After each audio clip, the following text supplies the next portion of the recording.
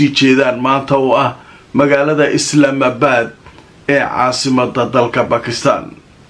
waxaa soo kale aan idin haynaa qodobo kale oo aad u xiiso badan, balse marka hore waxaynu ku hormaraynaa maxaa ka soconaya Islamabad. haddaba Islamabad waxaa tagay wafuud kala duwan oo Mareykanka iyo Iiraan ah. wafdiga Mareykanka waxay ku tageen 2 diyaaradood. diyaaraddu waxay si gaar ah u waday madaxweyne ku-xigeenka JD Vance ninka la yiraahdo ayay waday. laakiin waxaa ka horeeyay oo tagay Islamabad diyaarad kale oo gaar ah oo waday Steve Witkoff iyo Kushner nookii wada hadallada u qaabilsanaa Trump. wafuud kala duwan ayaa soo dhaweysay. iyagu marka waxay tageen saakay aroortii ayay tageen, halka Iiraaniyiintuna ay xalay wafuudoodii tageen. wafdigii Mareykanka waxaa la dejiyay meel saldhig military ah oo ciidamada cirka Pakistan ay leeyihiin oo ku dhow Islamabad.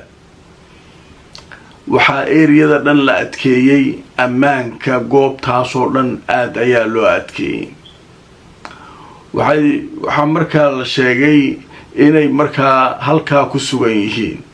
dhanka kale wararka waxay sheegayaan in xalay ay soo degeen wafdigii Iiraan wafdigeeda waxaa hogaaminaya guddoomiyaha baarlamaanka, waxaa ku jira wasiirka arrimaha dibadda, waxaa ku jira guddoomiyaha bangiga, waxaa ku jira rag saraakiil oo ciidanka ka tirsan. tiradaas waaye 71 qof ayay Iiraaniyiintu halkaa u direen, wafdi ballaaran. marka waxaa soo dhaweeyay durbaba aeroboortka ugu tagay taliyaha guud ee ciidamada ee waddanka Pakistan. iyaguna waxaa la dejiyay hotel la yiraahdo Serena la yiraahdaa oo Islamabad ku yaala ayaa wafdiga Iiraan iyaguna la dejiyay. marka waxyaabaha aad miidiyaha u soo jiitay waxaa ka mid ahaa in diyaaradda dusheeda Iiraan diyaaradii ay wafdiga ku soo hordirtay oo wafdigeeda soo qaaday dusheeda kuraas bannaan in lagu safay sawirada caruur yar in saas loo safay. caruurtii Mareykanka iyo Israa'iil ay iskuulka ku laayeen xilligii dagaalka u socday. waxaa lagu weheliyo dhahay safarka caruurtan, macnaha nimanka aan u soconno ilmahay laayaan, niman naxab ma aha. adduunka waxay u sheegaan iyo ficilka ay samaynayaan way kala duwan. adduunka waxay u sheegaan inay xuquuqda aadamaha iyagoo ku horeeyaan oo ilaalinayaan. cid kale hadday dagaalanto waxay leeyihiin qatara samaysay, waa in maxkamad dembiyada lagu geeyaa. laakiin kuwan caruurtan iyagu bini aadanka kama mid aha miya? maxay yihiin? marka arrinkaa isaguna wuxuu ahaa arrin dareen leh oo wax badan soo jiitay. waayahay marka wafuudda ay tageen maxaa dhacay? waxaa dhacay markiiba ra'iisul wasaaraha Pakistan wafdigii ugu horeeyay uu la kulmay oo si gaar ah ula hadlay waxay ahayd wafdiga Iiraaniyiinta shuruudo wataan. wada hadal ma furmi karo ilaa Lubnaan xabadda laga joojiyo. Israa'iilna way dareensan tahay waxa kan iyaduna duqaymay sii wadaa, iyada iyo Xisbullah iyo jugta la isku haya. marka arrinkaa wuxuu ahaa kulan albaabada u xiran yahay. Pakistaaniyiintu waxay leeyihiin waxaynu ka shaqaynaynaa nimankan inaan laysaga kala dab qaadin.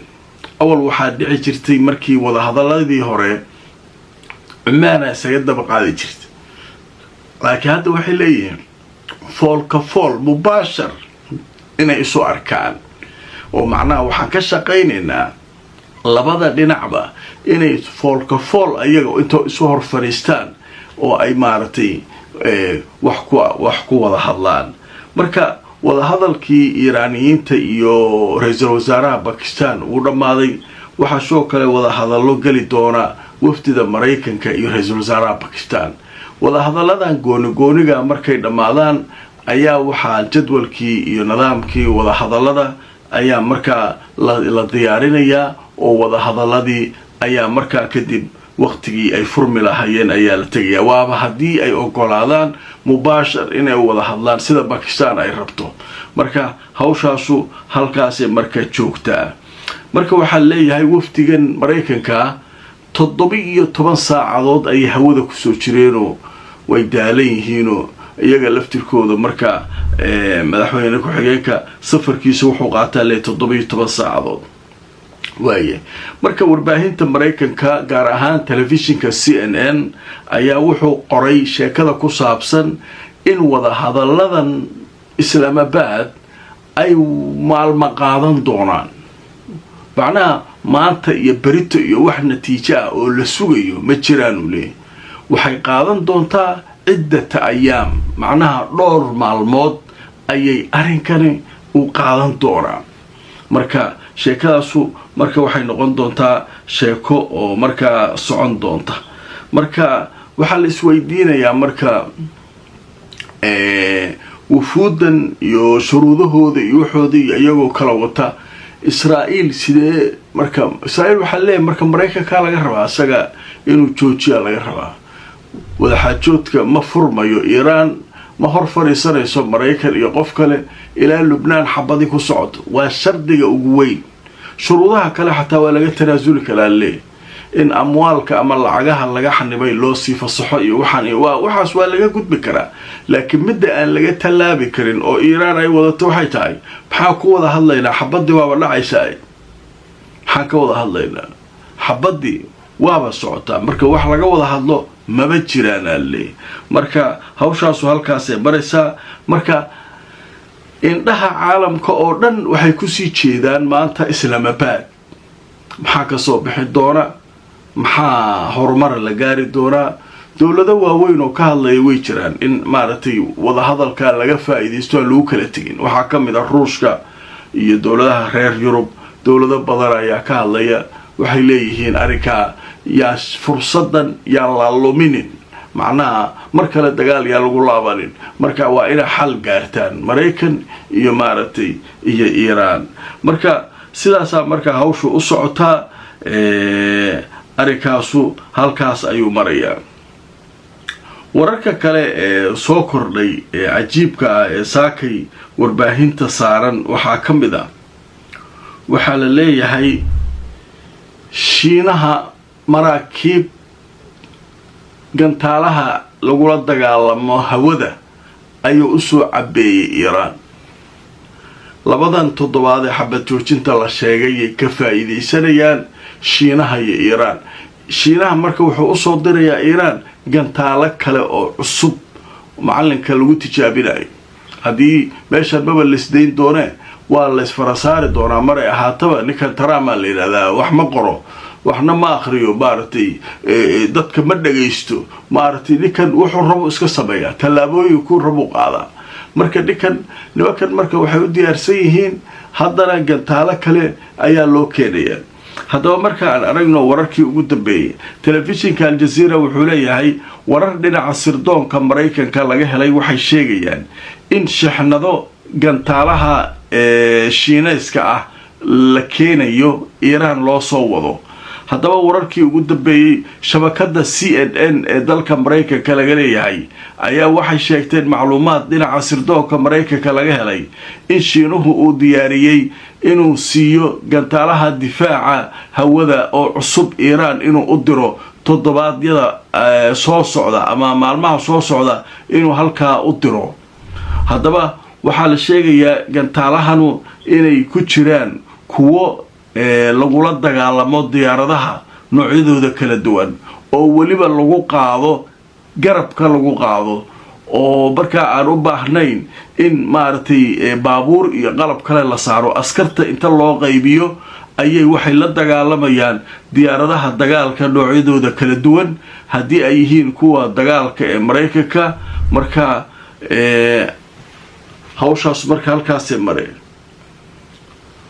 موجودة inkastoo warbaahinta Shiinaha mas'uuliyiin ay soo xigatay yiraahdeen nimankan waa wareereen wax ka jira male warkaasi leey laakiin nimanka sirdoonka Mareykanka waxay leeyihiin nimankanu alaabtaas loo soo wadaa haday gacanta ku dhigaan waa bas diyaaradda waa kii maalmo dhaweyto lahaa gantaal garabka laga garo turkiga laga keenay ayaa diyaaradii maraykanka F-15 lagu soo riday oo turkigu lahaa waxaas waa been.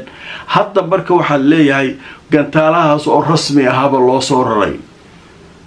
diyaaradda askari kasta dabaqu inta la fuulo ama meel la fuulo ayuu diyaaradda markuu arkaba isaga soo dhaweynaya, wuxuu leeyahay bahal soo dhaweysaa.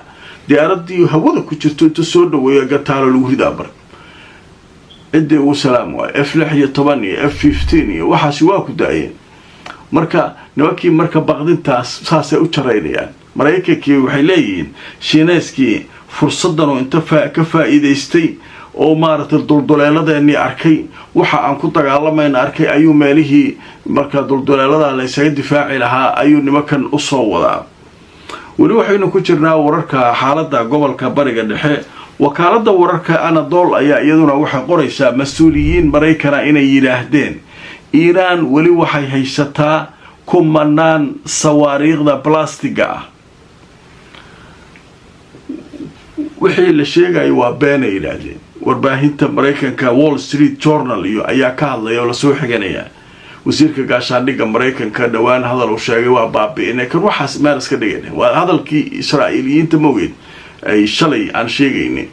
hadalkaas ay nimanka Israa'iiliyiinta sirtoonkooda soo heleen ayaa Maraykanka ka hadlayaan. ma Israa'iil ka qaateen mise iyaguna gooni ayay u soo heleen, taas waa macno kale.